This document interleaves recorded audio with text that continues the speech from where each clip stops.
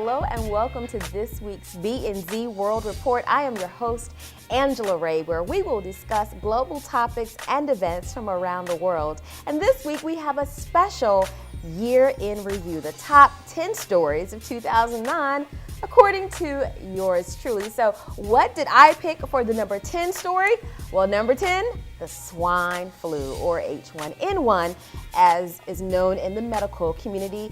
We know that people from around the world pretty much panicked when the H1N1 virus broke out. People started buying hand sanitizer like it was eggs and milk during a snowstorm. And ironically, a poll in November said that about half of Americans, according to CNN.com, thought that the United States was not prepared for a nationwide outbreak. All right, my number 9 story, yes, Tiger Woods. Of course, the media has made a circus of Woods' multiple alleged affairs, and Woods is also facing many other challenges besides what's coming out. Of course, there have been numerous rumors that he is facing an imminent divorce. Many of his sponsors have pulled out, and to this point, Woods has remained silent. Don't know if that's the best choice to make. All right, number 8, Kanye West and Taylor Swift at the VMAs. So it was back in September when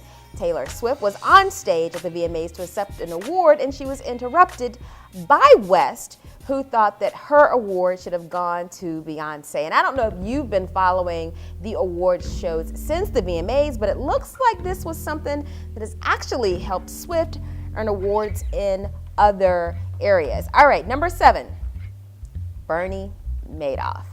Yes, it was March of 2009 that Madoff pleaded guilty to 11 felony charges and admitted turning his wealth management company into a modern-day Ponzi scheme. Of course, back in June, Madoff was sentenced to 150 years in prison, the maximum time allowed for his crimes. He's currently serving that time at a jail in Butner, North Carolina. All right, so what is my number 6 story? South Carolina Governor Mark Sanford.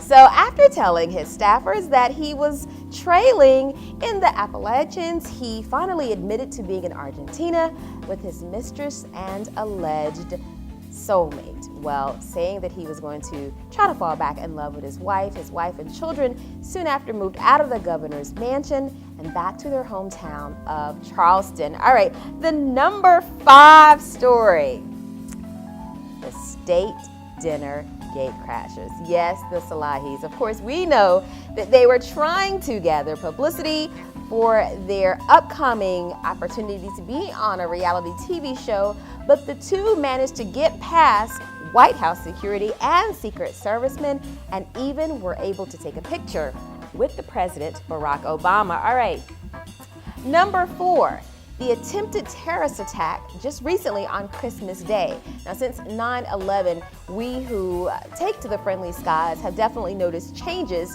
in security and what you're allowed to do on a plane, and yes, even in the power that our airline stewardesses have.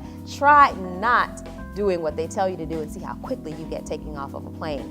Well, pretty much everyone around the world was stunned when a Nigerian man was accused of trying to detonate an explosive on the plane. And this, of course, is a developing story, and I'm sure we'll learn more about it in the first few months of 2010. All right, number 3, Balloon Boy. Yes, many people around the world watched back in October as a tearful and fearful family watched a balloon go across the skies, afraid that their son, 6-year-old son, was on that air balloon ride. And it was not until they were on an interview on the Larry King Show that the aha moment came when the young boy was asked why he got into the balloon. He was told, or he said, he did it for the show. All right, number 2, the king himself, the death of Michael Jackson. It was June 25th that the world lost one of the best entertainers of all time. Michael Jackson was 50 years old when he passed away from cardiac arrest. From his videos, Beat It, Thriller, even Remember the Time, his music, his concerts, and his memory will live in our hearts forever. So that leaves us with my top pick of 2009, the inauguration of President Barack Hussein Obama. It was January 20th of this year that I, along with thousands of people, went to Washington, D.C. to witness history. And speaking of the inauguration of President Barack Obama, check out this memorable story by our very own brand news reporter, Young Izzy.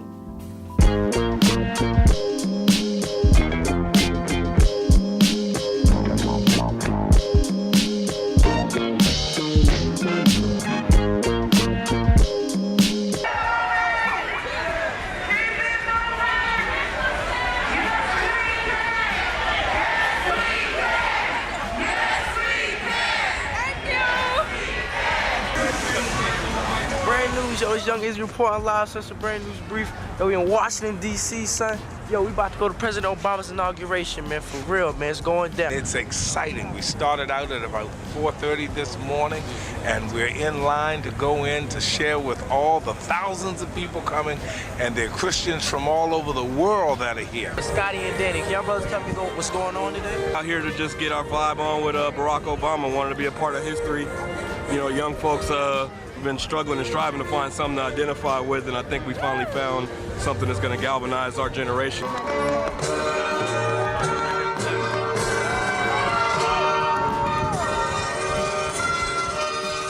got the card and everything, man. We're sitting here live, man. About to watch history go down. Yo, there it is, Young Izzy, brand news.